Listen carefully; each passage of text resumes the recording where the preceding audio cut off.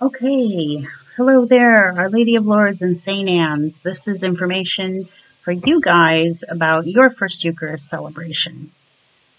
So last week, I apologize for the confusion. I had just a lot of confusion, people not understanding that we had to do two separate celebrations for the two clusters for this year just because things were already set in motion that it would have been hard to combine everybody. So I heard from some of you from Lourdes and St. Anne's that said, October is not a good idea. Let's see if we can move this up before school starts. And I completely agree with you. I think that that is a very wise idea.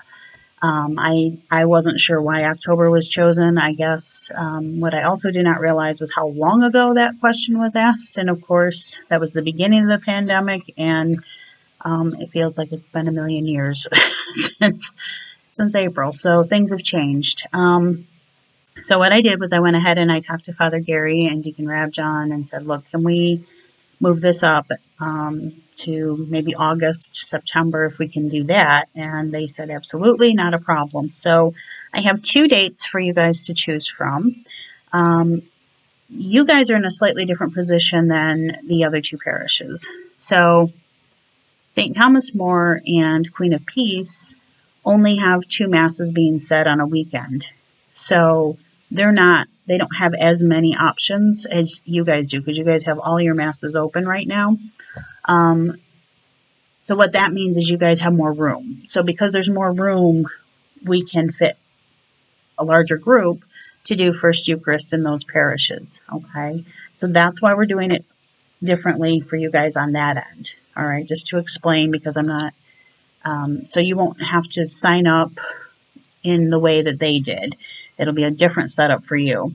The two masses that we're going to offer at this time is Sunday, the 23rd of August at the 9 o'clock at St. Anne's. Okay, that's one. The other one will be the 30th, August 30th, at 10:30 at Our Lady of Lourdes.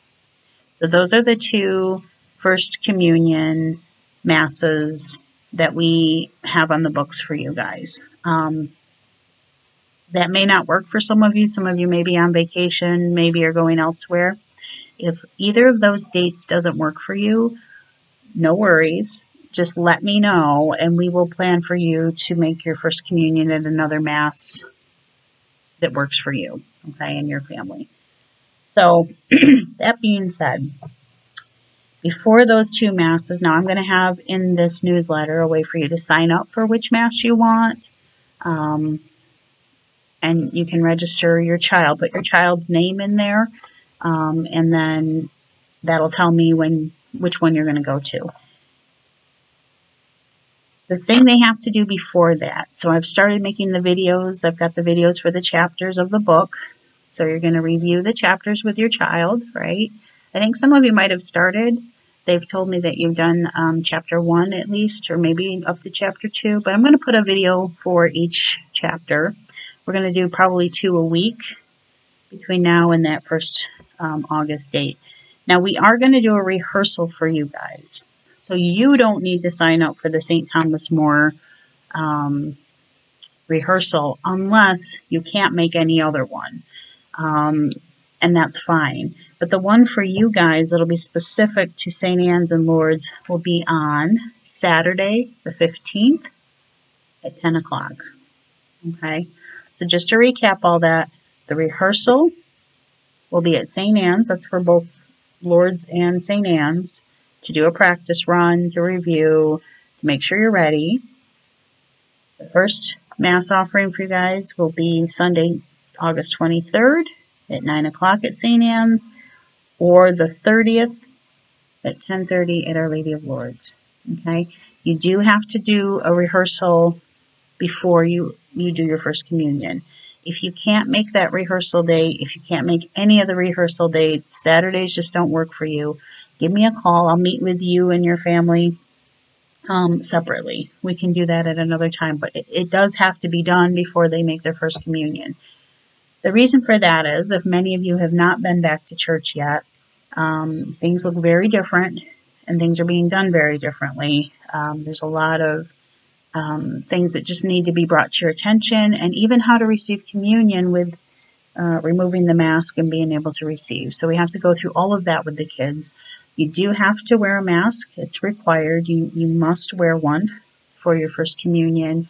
And you also have to observe the social distancing, which I'm going to show you. It's not as hard as it may seem, and I'm going to be there to guide you, but just want to make you as aware as possible for how we're going to get through the day. Now, once you're outside after the ceremony, you can take pictures without the mask and all of that stuff.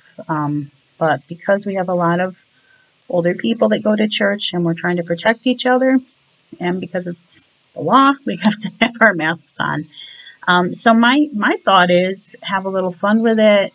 If you want to make First Communion masks with white or with, whatever symbolism would represent First Communion for you, I mean, just make it part of the outfit. Now, as far as outfits go, you don't have to have a white dress or a suit. I understand entirely as a mom that the stuff you bought in May certainly doesn't fit now, or most likely doesn't. Please don't worry about that. Obviously times are very different now, so whatever, just normal church attire, appropriate church attire. You don't have to go too crazy on this. So that's that. So that's good. If that, like I said, if those August dates don't work for you, don't work for your family, shoot me an email, let me know, and I will arrange to meet with you, and we'll figure all this out. So I hope that helps. Sorry for the confusion. We're all on a new adventure together, but we'll get through it because God's grace is with us and the Holy Spirit is guiding us. So hopefully that helps. And if you have any questions, let me know. And I'm hoping to hear from all of you. All right. And if somebody's not getting these newsletters still, please just tell them to email me. I've had it in the bulletin. I've been trying to get the word out. If you know anybody that's not, I have had a few people tell me that other people have sent them the newsletter. It does get caught up in people's spam boxes. I've found many people that have had it get caught up in their spam box. So check that. If you can't find it, let me know. It could be that your email was entered wrong or wasn't on a spreadsheet correctly, or who knows, right? So let's make sure that you can keep sending those people my way, spread the word, and take care. God bless. Stay safe.